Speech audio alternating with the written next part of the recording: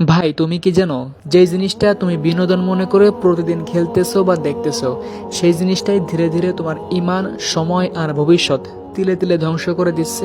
বর্তমানে যুব সমাজের হাতে এসেছে দুইটা শত্রু, নারুটো এবং ফ্রি ফায়ার।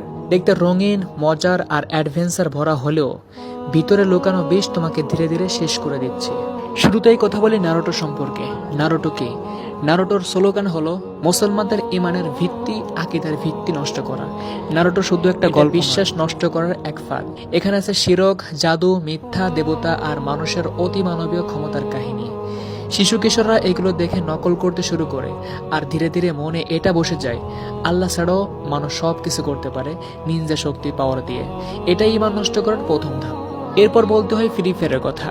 ফ্রি ফায়ার হলো ইমান, সময়, অর্থ আর নৈতিকতার খনি। ফ্রি ফায়ার দেখতে একটা ব্যাটেল রয়্যাল গেম মনে হলেও এটা হলো বর্তমানে ডিজিটাল নেশা।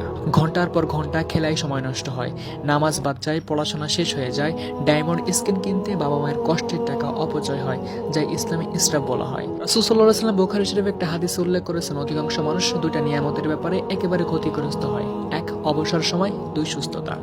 নারুটো তোমার ইমানকে খেয়ে ফেলছে, ফ্রি ফায়ার তোমার সময়কে কবর দিচ্ছে। তুমি যদি এখনই থামতে না পারো, কাল বুঝবে জীবনের সেরা সময়টা নষ্ট করেছো এমন কিছুর পিছনে যার কোনো আসল লাভ নেই। ভাই তুমি আজই ঠিক করো, তুমি কি এগুলোর দাস হয়ে জীবন শেষ করবে, নাকি তোমার ইমান, সময় আর ভবিষ্যৎ বাঁচিয়ে আল্লাহর সন্তুষ্টির পথে হাঁটবে? পছন্দ তোমার হাতে, কিন্তু মনে রেখো, সময় একবার গেলে আর কখনো ফিরে আসে না।